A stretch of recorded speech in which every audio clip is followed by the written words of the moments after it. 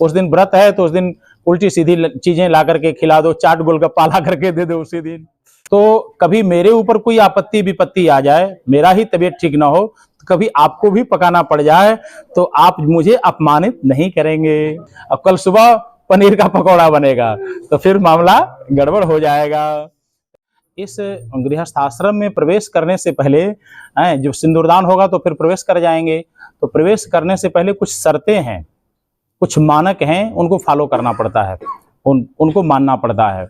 तो उसमें हमारी जो माताएं हैं, कन्याओं के कुछ मांग ज्यादा रहती है, पुरुष थोड़े में ही। कन्याओं के लिए 16 प्रकार का श्रृंगार है, पुरुष के लिए उनकी स्त्री हैं, बाल बच्चे, वही श्रृंगार हैं, उनको और कोई श्रृंगार करने की आवश्यकता नहीं है।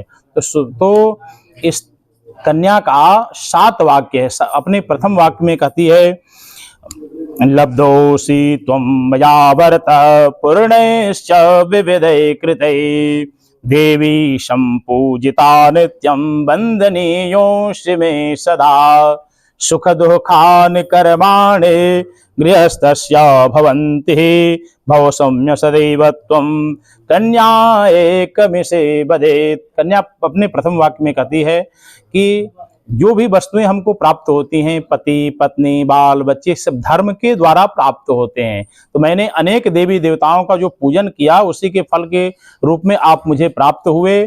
तो कभी मैं अच्छी रहूंगी, शरीर से तंदुरुस्त रहूंगी, तो आपको खूब बढ़िया बढ़िया बना करके चाट ब्रेड पकौड़ा, चावल दाल रोटी सब्जी, नाना प्रकार का नैवेद्य खिलाऊंगी पिलाऊंगी, आपकी सेवा भी करूंगी। यदि कभी मेरे ऊपर थोड़ा सा बन रहा है, तो कभी मेरे ऊपर कोई आपत्ति विपत्ति आ जाए, मेरा ही तबीयत ठीक ना हो, तो कभी आपको भी पकाना पड़ जाए, तो आप मुझे अपमानित नहीं करेंगे, आपको भार नहीं पड़े। इसलिए ये गृहस्थ जो जीवन है, इसमें सुख और दुख सदा ही लगे रहते हैं, चारों ऋतुएं आती जाती रहती हैं। तो आपका जो विचार होगा वो सौम्य होगा, सुख में भी सौम्य, दुख में भी सौम्य। इस तरह से कन्या का प्रथम वाक्य है। दूसरे वाक्य में कहती है, बाप को दडागाने यज्ञ यात्रा महोत्सवान नारंभे धननुज्ञाय द्वे ऊर्जे तथा वदेत्। अभी से आप छुट्टा थे, कोई मतलब नहीं। आज से हमारा आपका जो पति पत्नी का जो संबंध है, तो इसमें कोई तालाब कुआं बावली इत्यादि का निर्माण कराते हैं, कोई यज्ञ करते हैं, कोई व्रत करते हैं, तो हम दोनों साथ में उस व्रत को करें, दोनों साथ में ही यज्ञ को करें, दोनों साथ में ही उपवास करें। किसी संत की सेवा करने जाते हैं तो हमारा और आप दोनों का साथ रहे। तीसरे, अब इस तरह से आप अगर मेरा साथ देते हैं तो सदा ही आप हमारे वंदनीय हैं। हम लोग कभी कभी अपने गृहस्थ जीवन में धर्म का आचरण नहीं करते हैं, इसलिए आए दिन हम लोगों में विवाद उत्पन्न हो जाता है। तो चूंकि ये जो विवाह है धर्म का विवाह है, कन्या का पता नहीं वो कहाँ की, किस गोत्र की, पुरुष का नहीं, लेकिन दोनों को जब मिलाया जाता है तो कई प्रकार की प्रायश्चित संज्ञक आहुतियां हैं, उनका होम बहुत आवश्यक है, जिनका जैसे किया गया। कभी कभी लोग कहते हैं कि विवाह में ज्यादा विलंब हो गया इसलिए इनको छोड़ देने के बाद बहुत चीजें छूट जाएंगी, बाद के जीवन के लिए बहुत चीजें, मंगल हो जाएगा। मंगल बुद्ध में कुछ नहीं लगा है, लेकिन नक्षत्रों का जो दोष है, हमारे वायुमंडल से सभी ग्रह नक्षत्र आपको देख रहे हैं, तो दो लोगों को जब मिलाना होता है तो कई नक्षत्रों की प्रायश्चित संज्ञक जो आहुतियां हैं उनको पूर्ण करनी पड़ती है। तो कभी कभी गृहस्थ जीवन में हम लोग परेशान इसलिए हो जाते हैं कि दोनों धर्म के आचरण से दूर हो जाते हैं। तीसरे वाक्य में कह रही है, प्रदोद्यापन दानाने स्त्रीणाम भावा स्वभावजाः कृत्य भंगो नते कार्य स्त्रीणाम राज्यस्तथा वदेत्।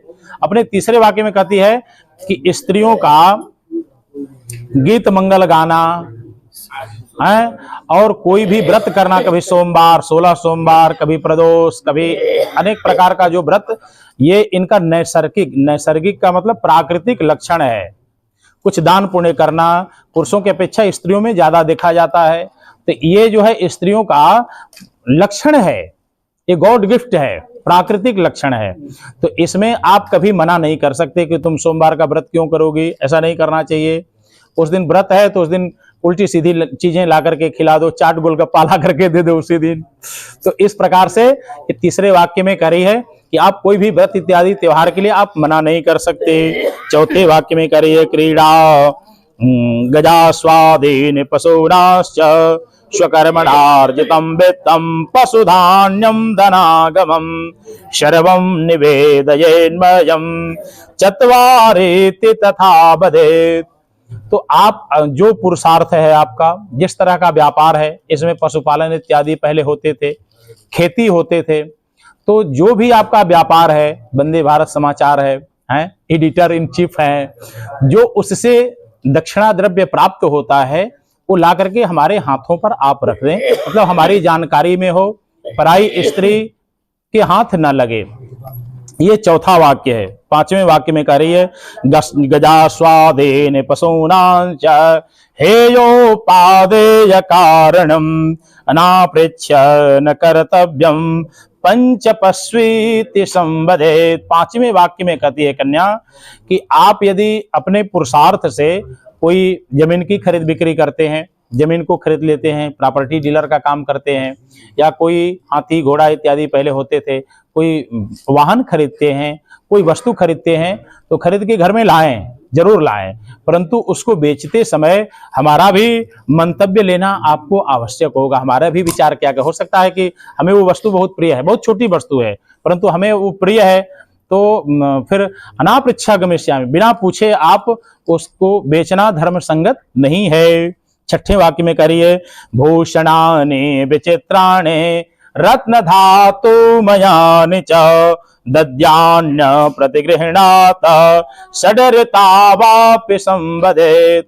आपने अनेक प्रकार के जो भी साड़ी कपड़े गहने विचित्र विचित्र भूषण हार और क्या क्या कुल, हमको तो पता नहीं है कि क्या होता है वो सब, तो आपने इतनी वस्तुओं को जो चढ़ाया, घर जाकर के ये ना कह दें कि भैया ये सब कॉन्ट्रैक्ट पर लिया गया है, उतार करके सब दे दो मुझे, इस पर पूरा का पूरा मेरा ही अधिकार।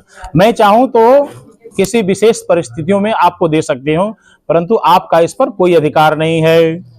सातवें वाक्य में कह रही है गीतवादित्र मांगल्यम बंधो नांच गृहे सदा अनाहुता गमिष्यामि यदा माम परिपालयेत्।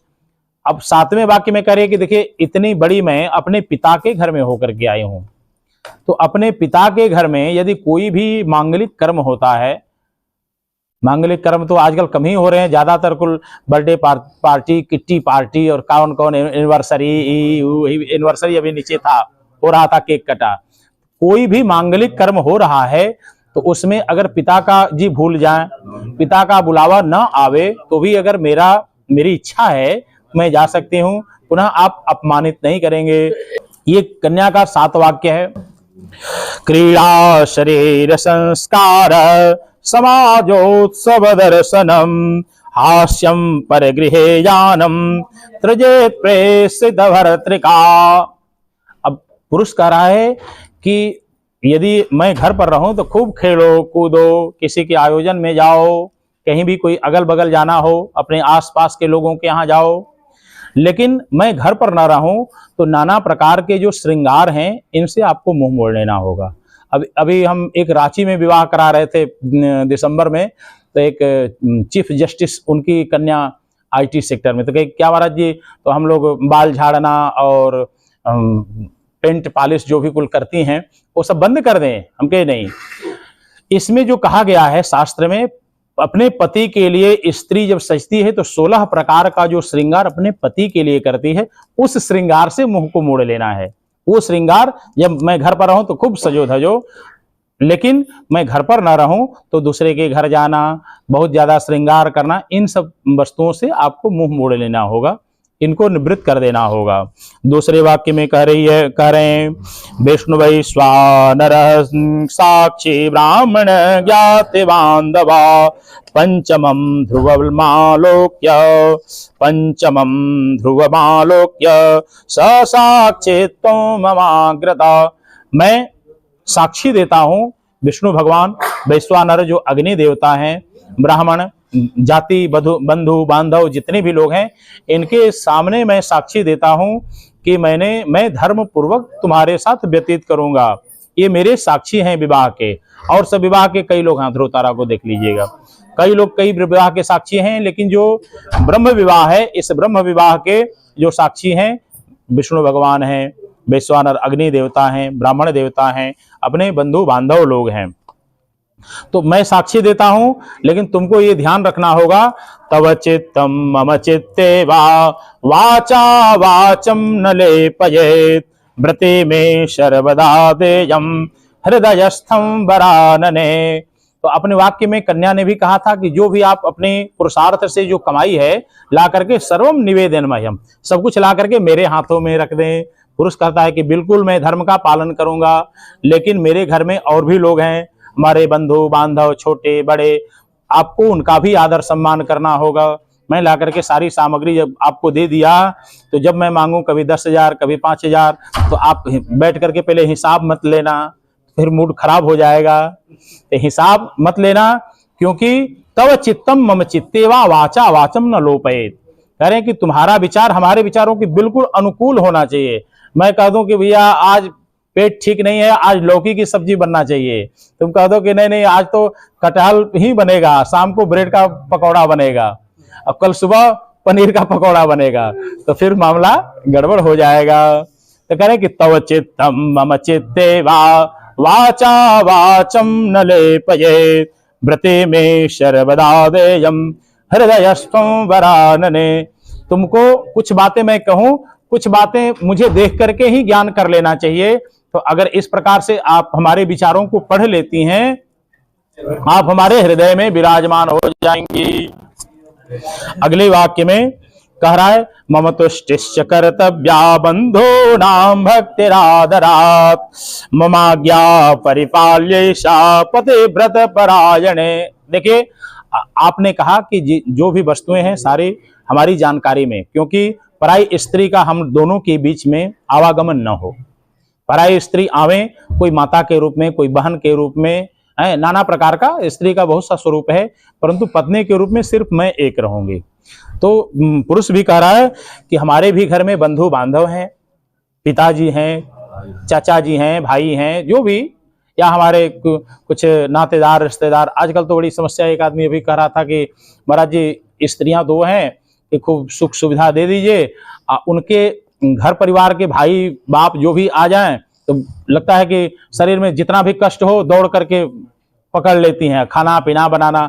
आजकल सुन लेते हैं कि ससुराल से कोई आया है तो कहते हैं कि इधर कमर की दर्द हो रही है, कान पिरा रहा है, दुनिया भर का। तो कह रहा है कि हमारी संतुष्टि जिसमें हो।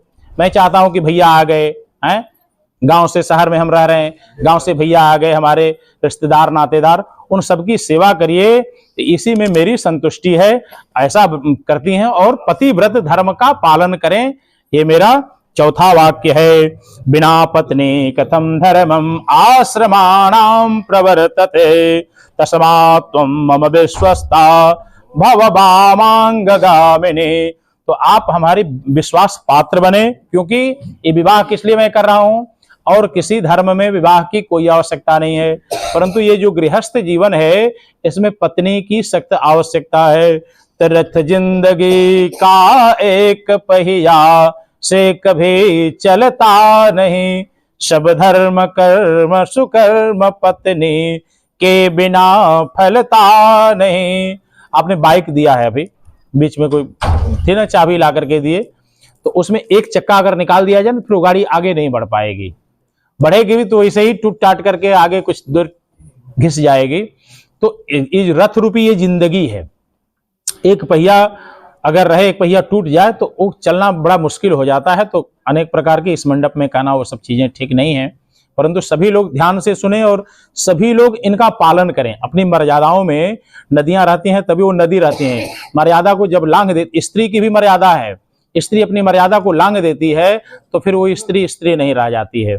इसलिए हम सभी धर्म की मर्यादा का पालन करें। तो करें कि रथ जिंदगी का एक पहिया से कभी, जिंदगी रूपी जो रथ है इसका एक पहिया से कभी चलना है। सारे धर्म कर्म कुछ भी कर लीजिए, पत्नी के बिना अगर करते हैं तो ये पत्नी के बिना फलीभूत नहीं होता है। बोले लक्ष्मी नारायण भगवान की जय।